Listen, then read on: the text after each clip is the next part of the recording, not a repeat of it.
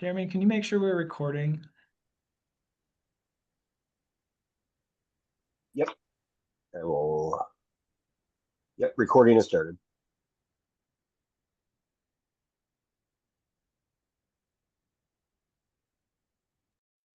Hello, everyone. I'm Andy Wilson. I'm the Vice President for Virtual Programming and Engagement with the Jesuit Student Success Network, and I work at Loyola University Chicago. And I'm so thrilled to welcome you to today's webinar on what is student success. It's a real pleasure to have my colleagues with me and to unpack this both simple and complex concept with them. We're going to start with a reflection to bring us into our space together. So I know there are lots of things buzzing outside of this webinar and lots of things swarming. So if you can bring yourself into this moment. As we gather today in the spirit and collaboration and care for our students and our colleagues and our communities, we're reminded of the Jesuit tradition that calls us to educate the whole person, mind, body, and spirit. In our work, we are not simply guiding students toward academic achievement, but toward lives of meaning, purpose, and service. Pope Francis reminds us education is an act of hope. This hope is not passive. It is active, rooted in our belief that every student carries with them the potential to transform the world. Our mission in Jesuit higher education is to accompany them on that journey, fostering resilience, compassion, and a deep sense of justice. Let us begin today with renewed commitment to Cura Personalis, the care of the whole person, and the transformative power of education grounded in faith, reason, and love. Amen. Amen. It is my pleasure to welcome you to our first of a monthly series brought to you by the Jesuit Student Success Network. The Jesuit Network was founded in 2023, and these are a list of our programs for the fall. We will send out information about each of these. But I did want to highlight next month's presentations, which is a roundtable with mission officers and student success officers that focus on the role of student success in fulfilling the promise of a Jesuit higher education. This will occur on October 15th from 1 to 2 p.m. Central Time, and you can register today. Actually, you can register for all of these today, and our offerings include hot topics on Jesuit accessibility services and a look at how academic decisions, policies, processes can aid in student success, entitled The Academics of It All. The Jesuit Student Success Network, as I said, was founded in 2023 to really gather AJCU colleagues to think about and work together to foster student success and retention on our campuses. If you'd like to join in our network, if you haven't already, I think there's an open invitation for if you are dedicated to student success, regardless of where you sit in a organizational chart. Then please email Deanna House Spiro and get on the list. We'll be sending out this recording at the end of today's to not only the network, if you're already a part of it, but also the participants. So you might get it twice, so good for you. And without further ado, a few logistics about our program today. I'm going to stop sharing so you can see all of our smiling faces. The Q&A is alive and well. We're going to spend some time really at the end of our time today trying to answer your questions. But I want to take a minute to introduce our panelists today. I'm going to do a quick around, and then we have some structured questions after we get some context of kind of how we got here and what we are. So Dr. Kim Allen Stuck is Assistant Vice President of Student Success and Educational Support at St. Joseph's University. Dr. Rebecca Hong is Vice President for Student Success and Inclusive Excellence and Curricular Innovation at the University of San Francisco. Dr. Liz Rainey is newly the Vice Provost for Student Success at Fordham University. Dr. Akua Sarr is Vice President for Undergraduate Academic Affairs at Boston College. And Dr. Tietjen is the Senior Director of Student Success Center at Creighton University. Dr. Tietjen is also the president of the Jesuit Student Success Network and is a scholar in the student success literature. And I'm so excited for us to start our conversation today with Dr. Tietjen's work. In 2023, she completed her dissertation entitled Experiences of Student Retention Professionals in Their Roles at Private Universities. I've read it before. I read it a little bit again today. I recommend it. It's a quick Eric search. There aren't a lot of Dr. Marianne Tietjens out there. So it's very easy, especially if you spell her last name right. So Marianne, welcome. Thank you for giving us some context for the historical and Jesuit context. Great. Thanks so much, Andy. And thank you so much. While Andy was talking, I was watching our attendees and participants tick up, and it's just a really exciting time. And also just want to thank Andy for his organization on launching this series today.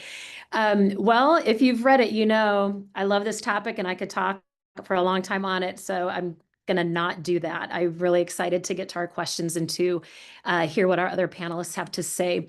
But do just think it's important to take a few minutes to just kind of set the landscape here a little bit. And as I look at the names in the chat, I mean, we've got people from across the United States, and I am confident in many different functional areas across our institutions. So really just want to keep it just general. You know, what has brought us all here? A lot of it is just the landscape in higher education.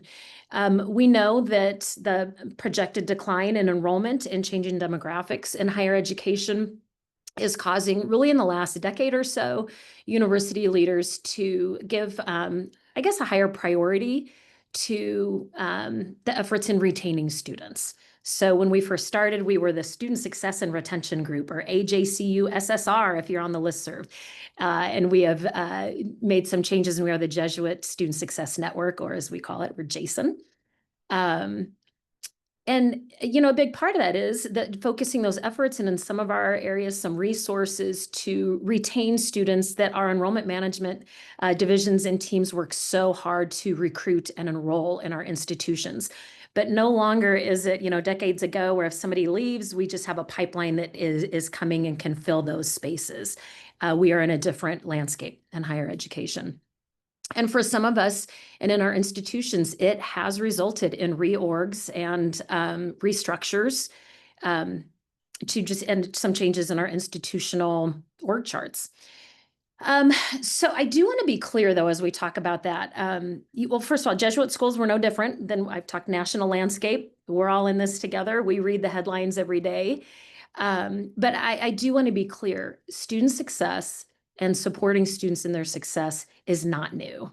The landscape has changed, maybe some restructures, some titles and functional areas, some naming has changed, but supporting students in their success is nothing new.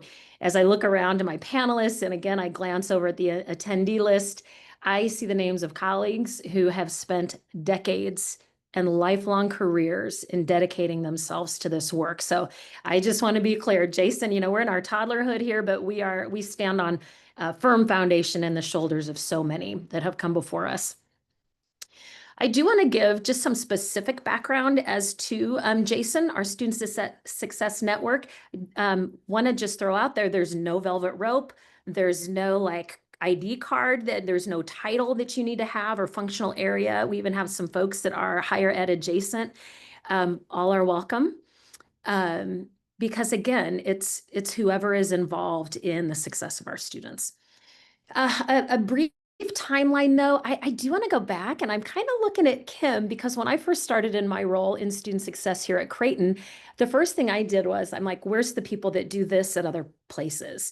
And I talked to some colleagues here at Creighton, and they pointed me directly to Kim. And I actually found, they forwarded me an email from 2014 where Kim brought together a group of Jesuit colleagues on the topic of retention and persistence to graduation, and that was in person at St. Joseph's in 2014. And records show that 20 people from 13 institutions attended or were a part of that in some capacity. So hats off to Kim.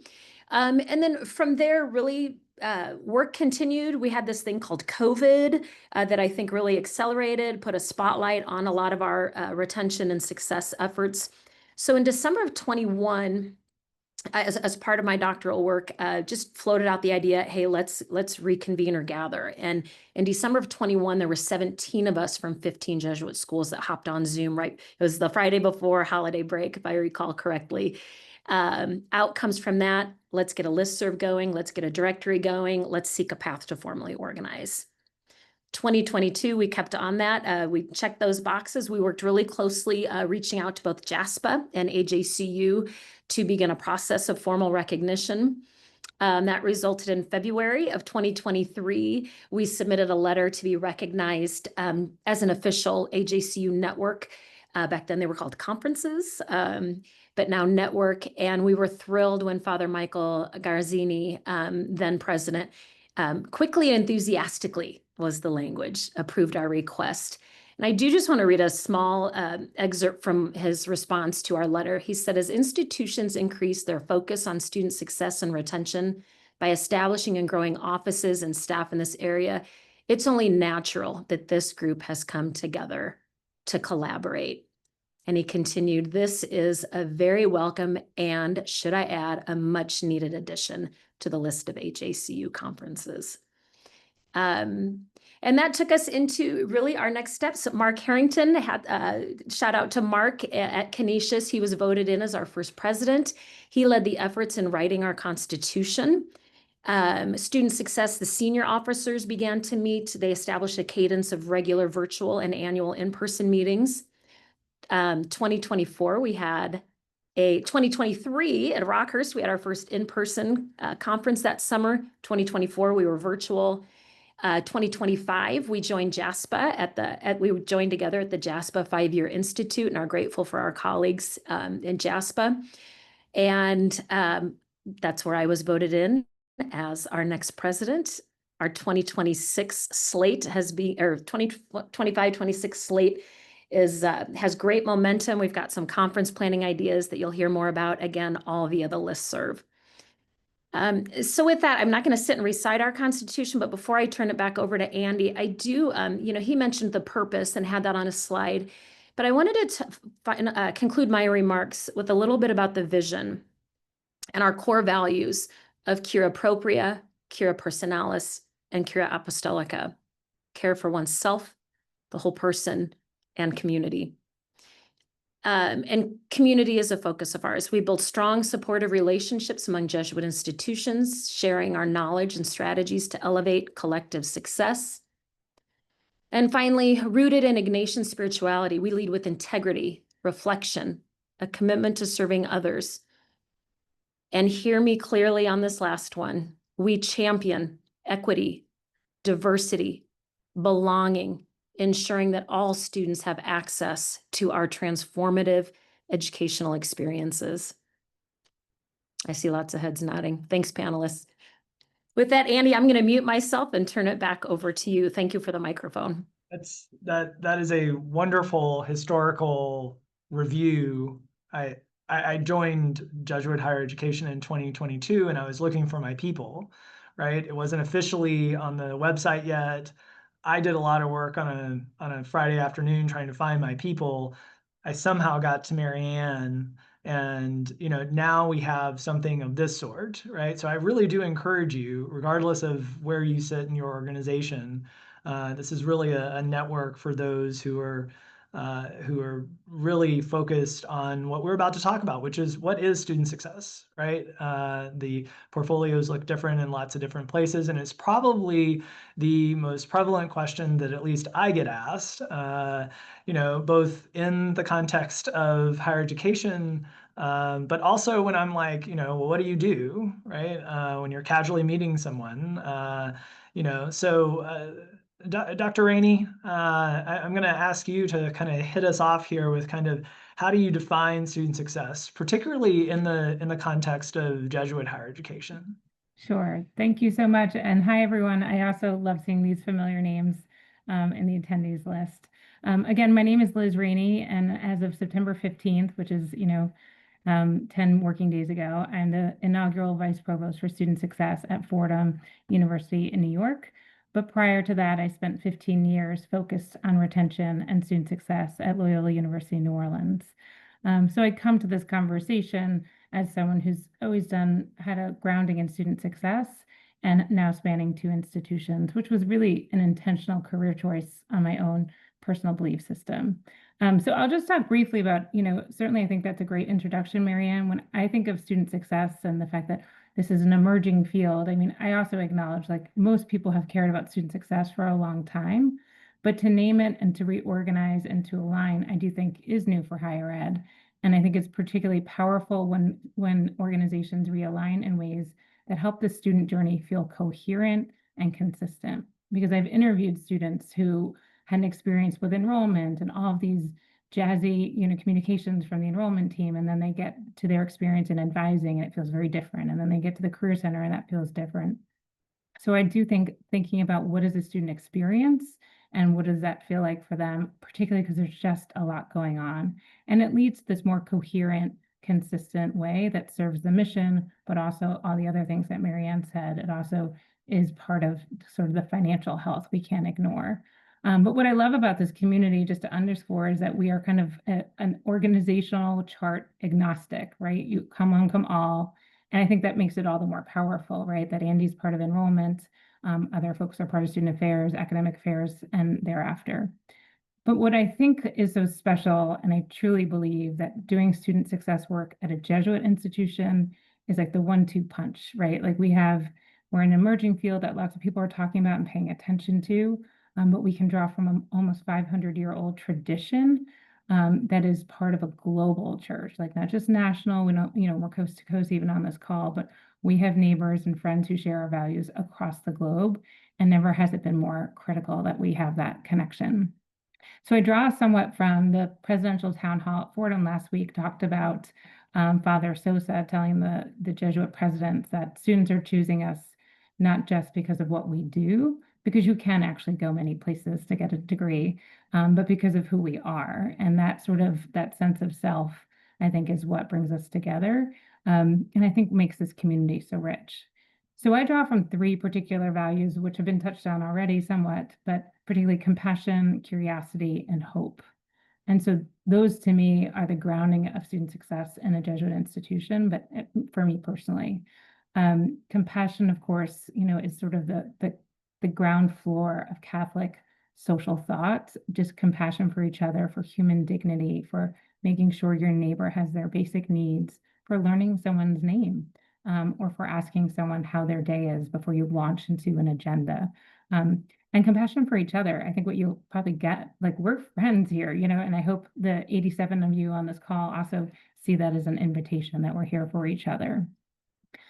The sense of curiosity, the Jesuits have always valued to strive for more, to strive for excellence. And of course, that has to do with learning new knowledge and adding value to disciplines. But I think a lot about my experience at Loyola New Orleans, where we had a coaching program that trained us to just always ask one more question.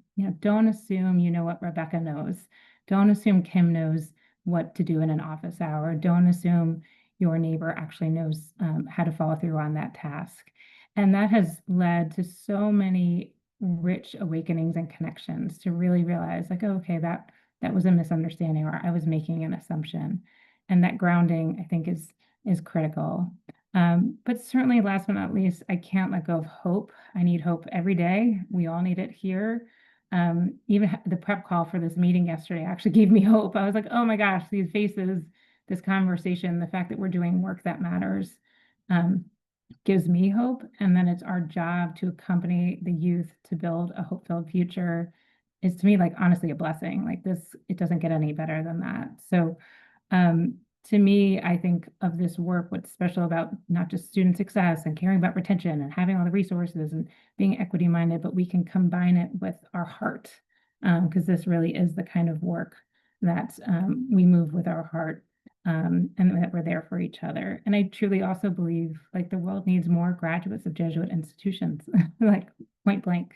And that gives me hope in doing this work. So that to me is why this work is so special. So I look forward to continuing to hear from my fellow panelists.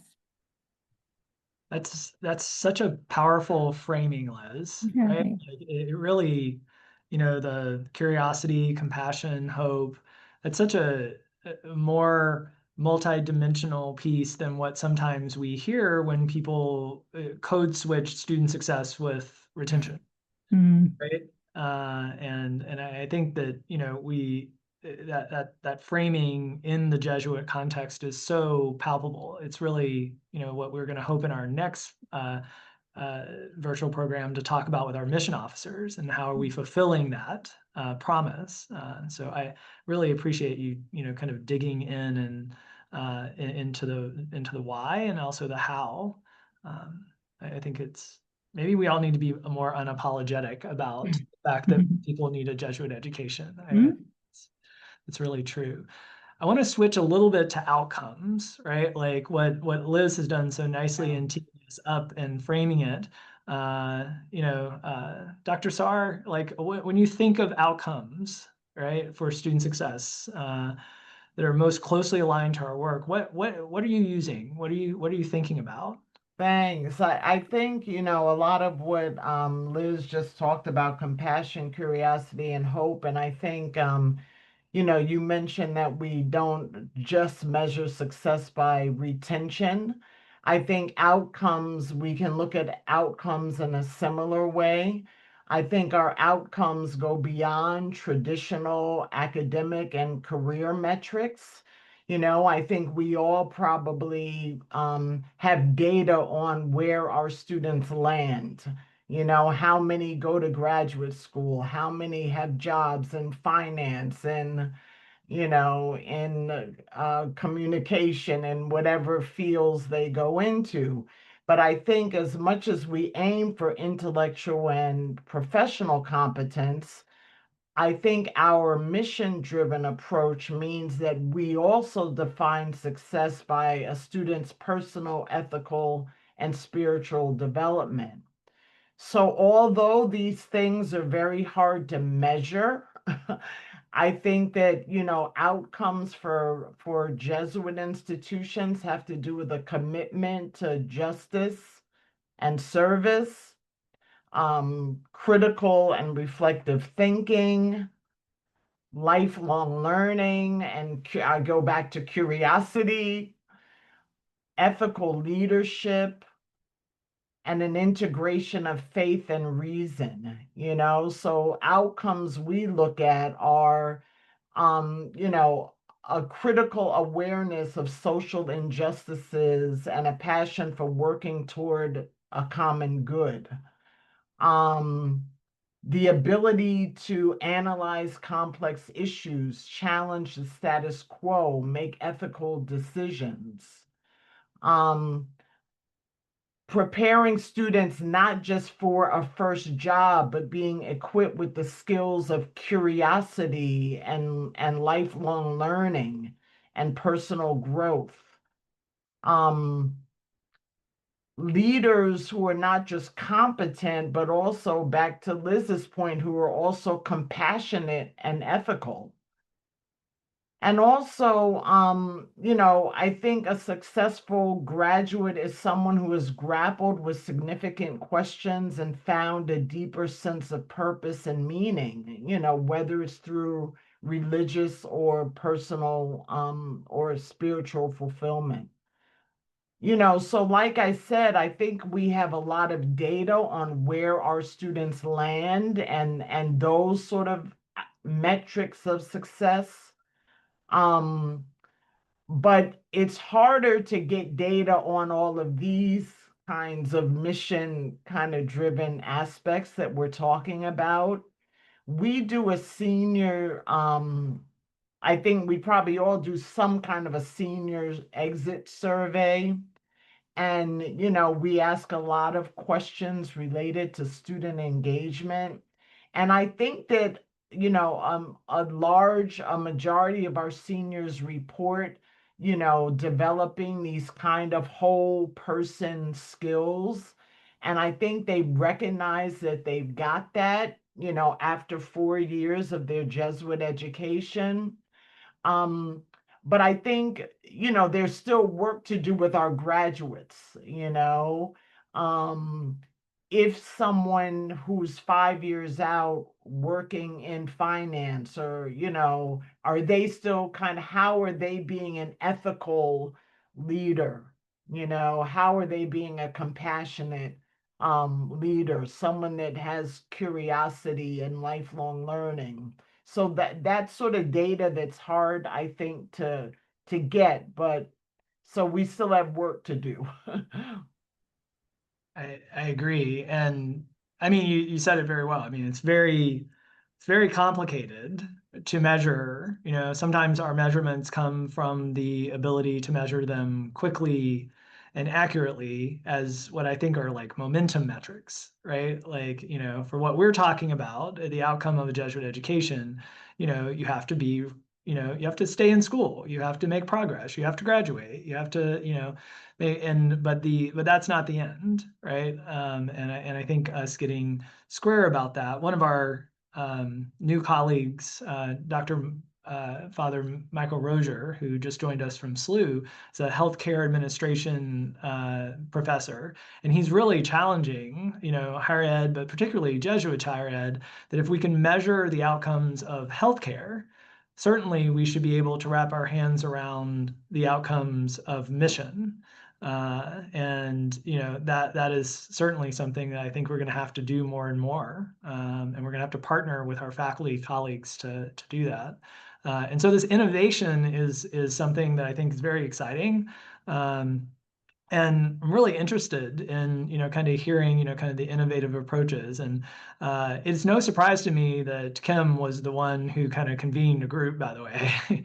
And so I think looking to you for, you know, what innovative approaches have you been a part of or you observed? I mean, this was something we wanted you to talk about even without the context. So you've probably convened colleagues like ours longer than anyone. So what are you seeing, Kim, out there? Well, thanks. I love talking about this. I think anybody who knows me, I always tell everyone we have the greatest job because we are all working together. Students want a degree, faculty want a degree, parents want a degree. We're all pushing in the same direction. And when I tell people I work in student success, they're like, that sounds great. I'm like, it is great. Like, it's the absolute best work you could do. I had to make a presentation to our Dean's Council today, so I'm going to kind of tap into a little bit of what I said there. When I think about innovation, one of the things I think is really important is language. And so us using the language of student success, I think is really important. I also started using the term a lot, attrition risk students, as opposed to at-risk students. I really don't like, what are they at risk of? No, they are attrition risk. And when I was thinking about it, there are really 4 main buckets that students fall into for attrition risk, from my vantage point. Financial concerns, fit and belonging, academic or career related, and personal challenges. And when we looked at our exit interview, and I could talk about that later, we do a 1-question exit interview where we ask students to kind of weigh the reasons why they're leaving so we can kind of see where's the momentum. About 54% of the reasons fall into those 4 buckets, right? There's also other and campus location, which we can't do anything about, living arrangements and safety. But so I thought I would just talk about those 4 areas and just challenge you to think about how can you be innovative on your campus with financial concerns. So like on our campus, we have a committee that meets once a week where we can help students with those like one-time gap tuition payments to keep them enrolled, as well as having student in need funds for textbooks and emergency expenses. So I think that's something that if you can get rolling on your campus can be really helpful. I have slides I could share later if people want it, because I just threw a bunch of our ideas down. On the fit and belonging end, I think we have seen it. I would say it's 2 things. 1, early arrival programs we have found make such a difference for students who come, spend extra time, make friends, and having those high engagement activities and spaces So like our Center for Inclusion and Diversity, our athlete lounge, our commuter lounge, like places where students are known, noticed, and there's a third word I'm blanking right now, but like they're a part of that and people feel them. So I think that's really important. For academic and career, we all provide those supports, you know, the tutoring and the supplemental instruction and the individual appointments, but it's also policies. So we have like an academic forgiveness policy and a grade replacement policy that can, where there's actually something to help someone turn the page, you know, and through some career or major exploration, get on the path to success. But we have to put some things in place to help them do that, or they're better off doing it somewhere else. You know, before we had grade replacement, some students were never going to become a teacher, and we could not help them do that. So that I think is important. And then the last is the personal challenges. It's hard, you know, if someone's family is having a crisis, or so we've tried to make it easier for students to take a temporary separation and stay connected with us, and offer a tuition credit for them to come back at a later time. And check in with them if they aren't registered, to say, you know, you took a leave of absence, we want to know what's going on. But we also have a medical return process, so we know they are ready to return if it was a medical reason why they left. So I just want to throw out like those kind of 4 areas and 4 things. Every campus has its own culture that's going to work or make sense. But I think if you look at what are the main reasons that students would choose to not stay any longer, how can we try to chip away at those and make it so it makes sense for them to stay? Mm-hmm. Yeah, I think those are universal challenges, you know, that our students face, and that we can proactively design a campus that has fewer of those. You know, there's some things we, like you said, we can't do much about some parts of it, right? Like our geography, you know, even though I feel like some people are trying. So, you know, there is a question in the Q&A that I think might be good to get you to weigh in now, Kim, you know, kind of, you know, who's on the committee around financial need, and how do you identify the students? There's, you know, maybe a little bit more context about that would be helpful.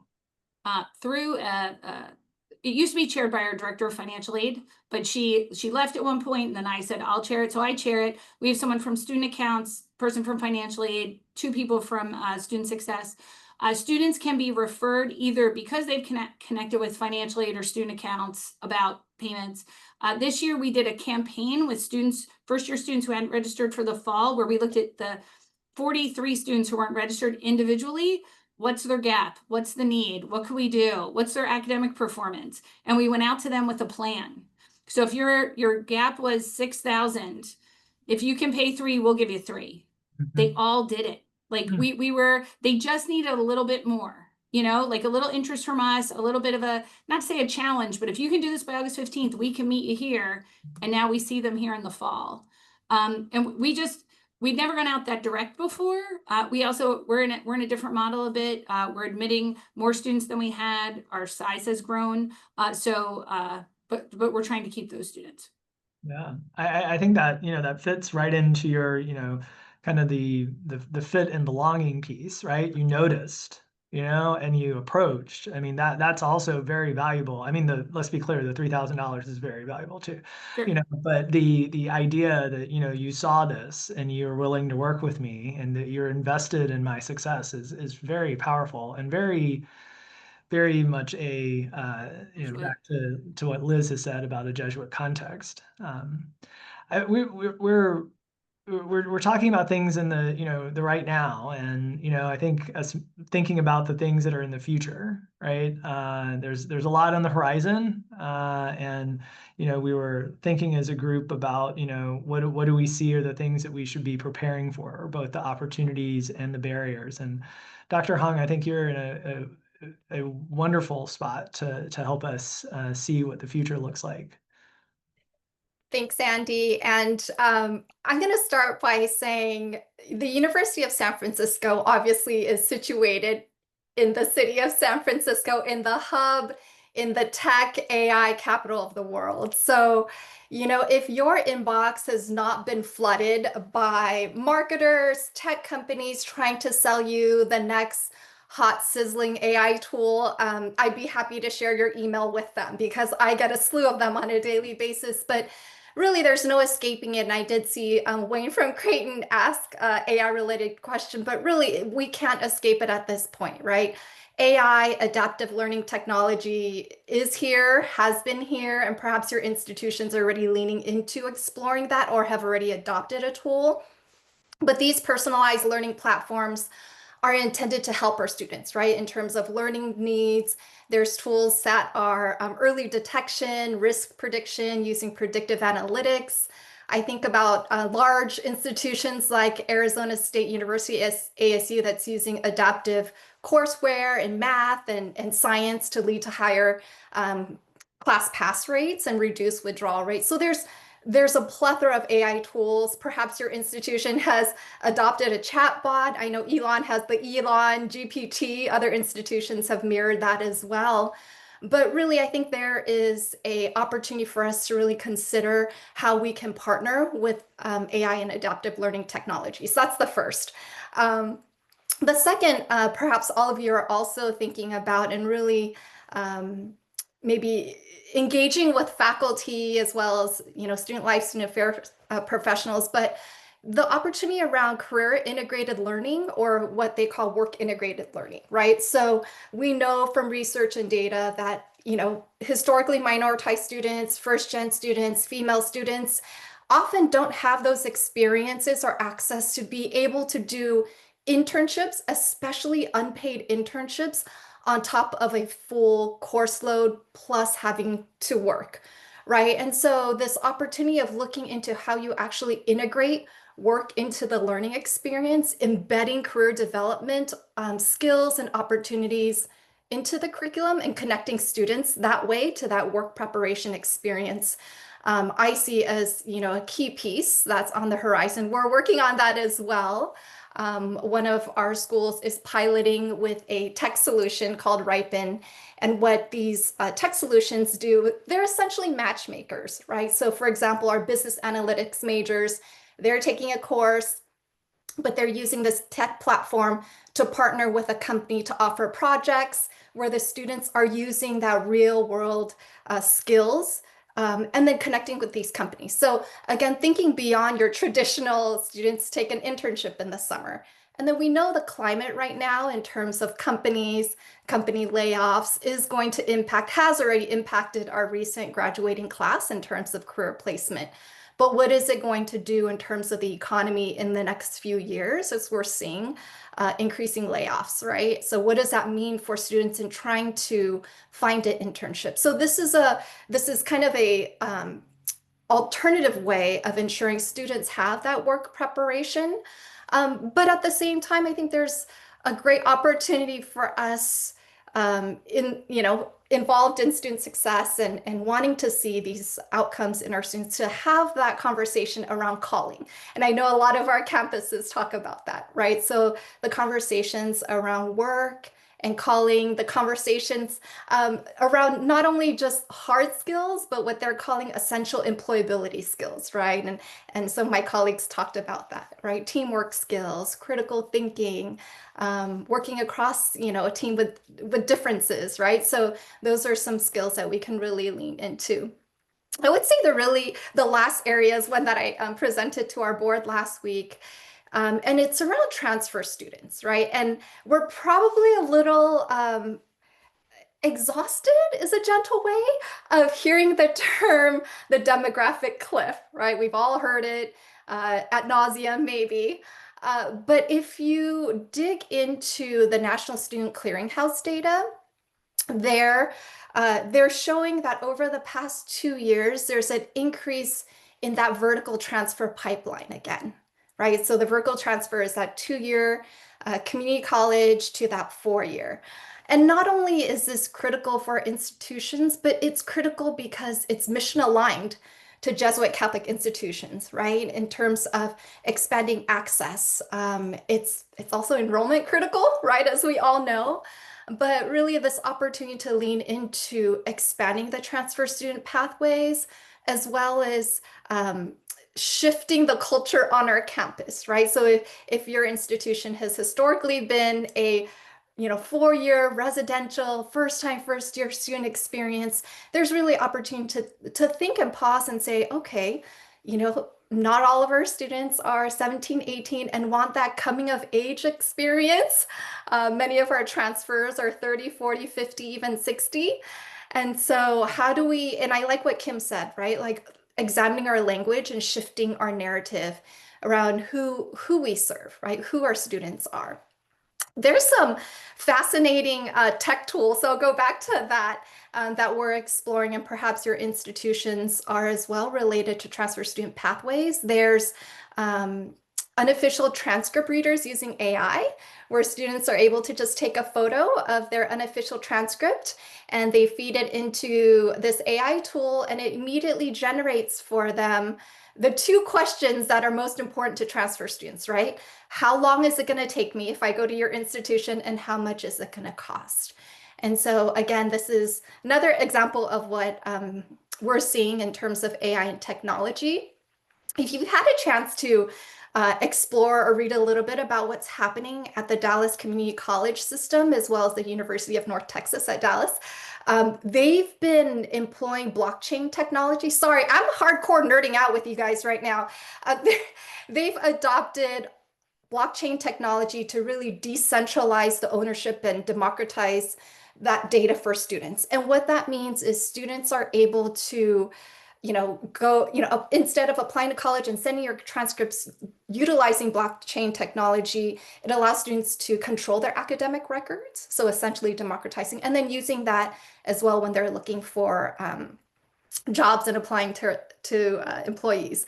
Now, Andy had the flip side, right? Andy had asked like opportunities and barriers. So if it wasn't obvious already, I'm a techno optimist, right? I see the good in technology, but I'm also grounded in reality, right? And so, if you're around the table talking around, having conversations around, new tech tools, or vendors are always pitching to your team, the question that I always come to first is, how does this support our mission? And how does this support our values? Right? And I love how my colleagues have talked about, care for self, care for our staff who are deeply entrenched in the work of student success, care for our community, care for our project, care for our institution, right? So I will be the first, even as a techno optimist, to say that technology and AI is not the silver bullet, and it's not going to fix all things. That's the first barrier that I see, right? To challenge those assumptions. And then, another barrier is when there's high adoption at a high rate of multiple tech tools, doing it all at once and not actually knowing which one is a key lever in influencing our student outcomes, right? Because there's so much in it. But, I really see both this as a barrier and opportunity for us to pause and discern and take a systems thinking approach, right, to thinking about technology, the opportunities of AI, and really think about, this concept that starts with engineer. It's called humans in the loop.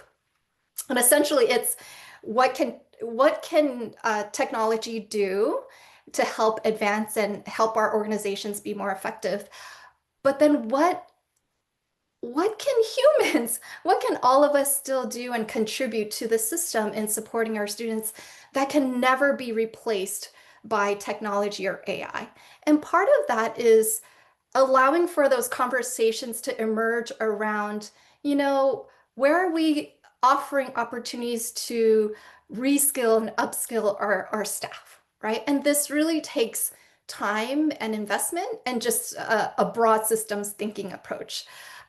So I will stop there because I think there's a million things I can go on about AI. If you ever fly into SFO and drive or take a lift to campus, you're going to see at least like 15 to 20 new AI startups with banners and marketing. But again, I know context matters, right? So as a university, as the University of San Francisco, we're hyper attuned to this opportunity, as well as weighing the challenges and barriers that come with that. That's so beautifully unpacked, Rebecca. And I think the the AI positioned next to the learning and the work experience, like teaching students how to use AI responsibly, how we can use AI to give ourselves capacity. Because let's face it, I mean, mattering still matters, right? And there's not a lot of belonging and mattering that you get through your AI, but our students have different expectations, right? Like, they want to be, they want their questions answered 24 hours a day, right? And that can happen by some, tech solution so that when you're with a student, you can be a little bit deeper. So I think we need to definitely save this recording and watch it in 5 years and see, how this all unpacks.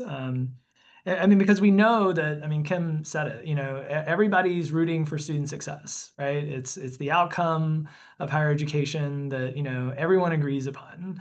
And I'm interested in kind of circling back to Dr. Tietjen to help us understand how these functional areas that are tagged with student success in the ways that we're thinking about it have brought distinctive value to institutions, because in a previous iteration we weren't named, and I always say that student success is both an administrative unit at Loyola Chicago but also an outcome of the student experience, and you can have both of those, but particularly around this functional area piece that I think building on what you talked about before, but now that we've kind of heard from others, kind of how do you think about the value that this functional area brings to higher ed these days? Yeah, thanks, Andy. So I think I'm bringing us home a little bit as we approach the top of the hour, and hopefully it is a little bit of a rah-rah for our actual work. So let's take a couple minutes and talk about not just student success, but the actual functional area. I know on our campus, maybe you all have heard, and I've heard on other campuses where folks just say, student success or fill in the blank, student retention or metrics is everyone's job. And it is, but so is taking care of the family dog. And that's where you're going to indulge me with a little bit of a personal story. We were the people that got the family dog during COVID when we were all home. My husband's a teacher. I'm working education. We're back. We didn't think this one through. It's everyone's job to take care of Shotzi, the miniature schnauzer.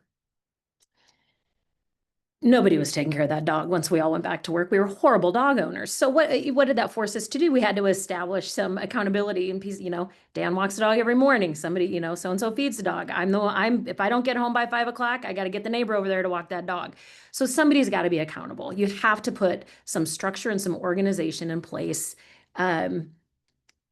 so that the dog doesn't die, right? Or make a mess of your house. So sorry, I know I came up with that like about 10 minutes before we hopped on. So maybe we can delete it if you need to edit it out, Andy. But seriously, student success, we know that it depends on the work of everybody, academic affairs, including our faculty, student affairs professionals. It's the responsibility of all of us. Student success as a functional area, as I look back into the research I've done, we sit in a really unique spot. I call it the cradle, just right there between all of those. We are highly collaborative. We are navigators. We cannot be territorial. We cannot be using the word silo or think that we're living in one. We insert ourselves in other people's work. And we try not to step on toes when we do it. But we do it in the name of our students and their success. And I would even extend that to families. Sometimes we insert ourselves in the work because if we exist for students and learning and their families, then that's part of the work and that's part of our functional area. So, while the reality is it is everybody's responsibility, we are seeing, and a lot of us, as we talked at the top of the hour, institution organize or structure themselves to have that specific functional area. I know I look at Liz, that's a lot of our conversations right now at Fordham. That doesn't mean we own student success. It does mean we have the responsibility of being one of the most collaborative functional areas at an institution. The value piece, well, look, some other definitions, I guess, around our work might be helpful. A lot of us are responsible for creating and executing a student retention plan or persistence. We monitor it. We are asked to report out on it. at all different levels, including the highest level. There's the tuition revenue side of our work that we have to report, the budget side of our work that we're asked to weigh in on. We report on those retention, year-to-year persistence, graduation rates, career outcomes. For a lot of our areas, we support the academic, the tutoring centers, the success centers, the supplemental instruction to support the academic integration of students.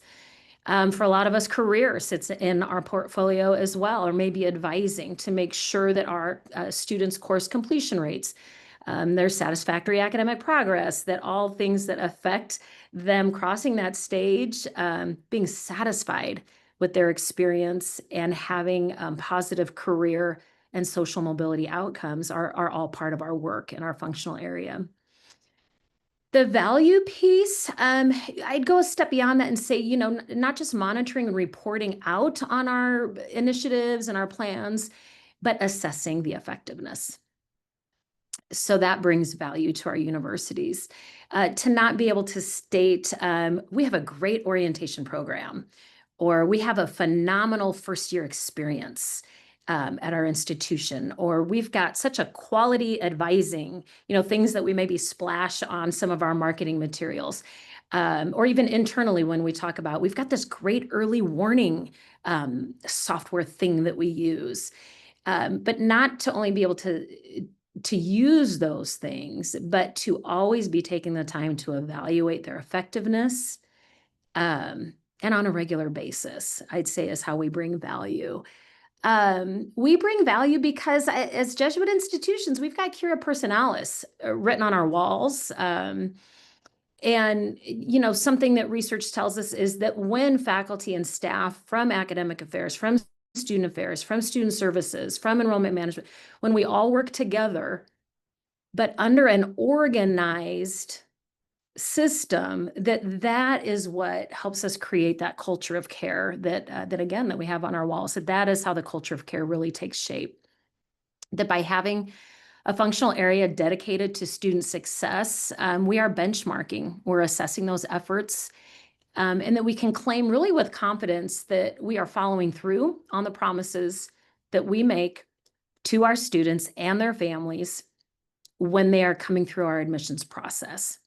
That what we say on our websites and that what you see on the billboards, that we're leading the charge to make sure we're living up to that promise. One thing that we say a lot here when we talk with families is we talk about all of our resources and our support systems, but really it comes down to, if you're going to commit to us, know that if we enrolled you, we accepted you in our institution, we scholarshiped you, that it is our commitment to you, that we believe in you.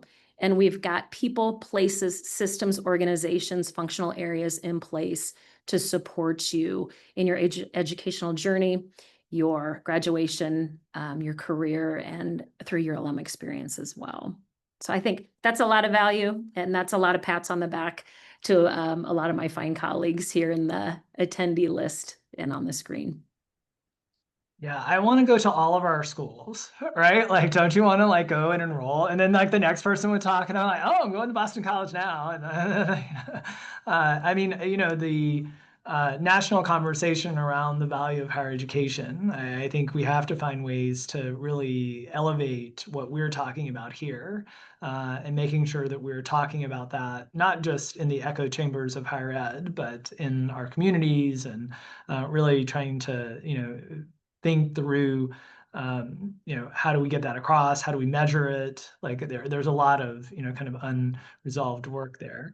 We're now in like the question and answer period. So this is a little bit of popcorning, and this would be the, you know, the folks who are in the participant crew. Thank you for your attention. Thank you for some of the questions that we've actually been able to answer along the way. I'm really interested in this. There's a question around Jesuit values centering around the care of the whole person and environmental stewardship. And AI tools can very much support student success, as Dr. Hung shared.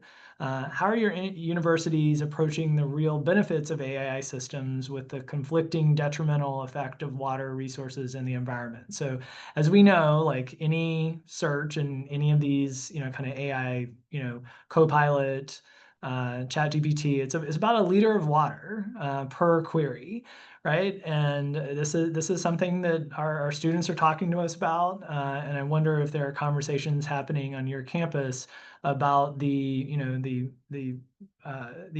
detrimental impacts to the environment as it relates to universities harnessing AI. Anyone have thoughts on that? Just unmute yourself and we'll just kind of free will it. I'll jump in first since I started the AI conversation, so happy to jump in here. I think there needs to be more conversation, right? Because the impact, and again, keep in mind I'm a techno-optimist here speaking, right? But also a critical friend. But I think the environmental impact of AI, because it's not in front of our faces and we don't see it, it's oftentimes gets shelved.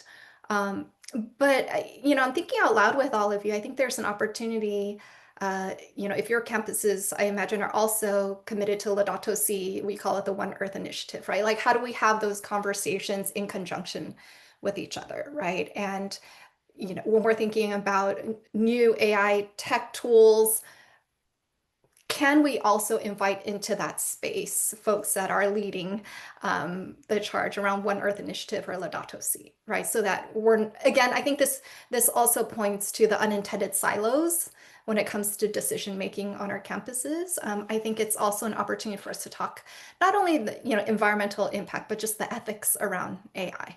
Right. So what does that mean? What does it mean to still be human at a Jesuit institution? What does it mean to still graduate humans from a Jesuit institution? So, no answers, but I think a larger opportunity for conversation.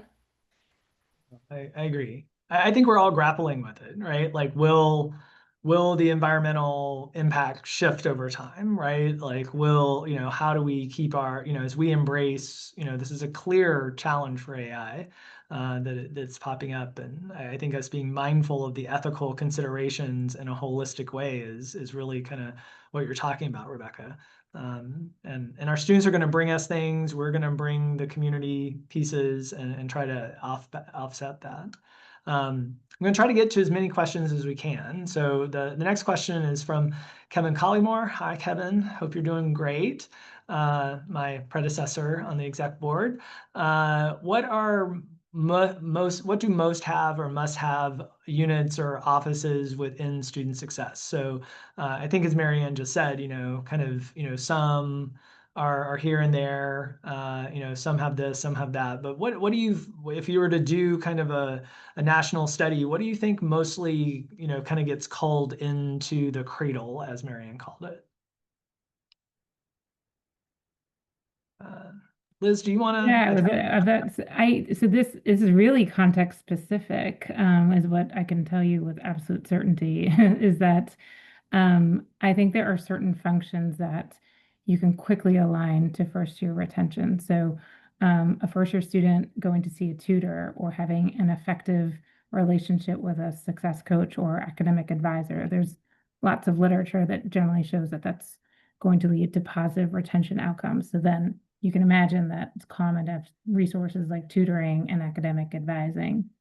At Loyola, the portfolio of student success included first year and exploratory advising, success coaching, TRIO student support services, tutoring, accessible education, and career development and student employment. But at Fordham, which is a different context and a big organization with different college structures and a different ethos, the portfolio here includes career development, support for student athletes, international students and scholars, academic records, ROTC, and first year experience. So it gives you this sense that it really depends on the institution. So I'm, of course, excited to collaborate with the folks who influence the areas that I'm familiar with. But a lot of this also has to do with enrollment, alumni development. I mean, so I don't think there's a clean answer. I think that's what's also powerful about our network, right? Like what's going to work and be effective at BC is really quite different than what's going to work at Spring Hill. And so I think that's an important context to take into account. Yeah, I think that is exactly the thoughtfulness that each campus gives to their context, and what are the, what are the various offices and units that might move the needle in retention, but also, as we said, student success is everyone's role. So student success units, and the leaders in those units really trying to influence, raise up, find out the assessment outcomes, and then take those to our campus partners. We are at time. I cannot believe this hour just flew by, and I'm really thankful for our panel. I'm thankful for our participants. I'll remind you that our next virtual program is on October 15th. 1 to 2 o'clock Central Time, with representation from Mission and Student Success from Creighton, Loyola Chicago, and Santa Clara. Please register. We'll send out our recording. It'll have this information in it. And please sign up to be a part of the network. It's a very easy email to send, and then you'll be able to get all of the updates in a more comprehensive way. I bid you adieu. I thank you, panelists. Thank you for being good friends of ours. Thank you for all of your wisdom and experience that showed up today on a power-packed panel. So thanks, everybody. Have a great day.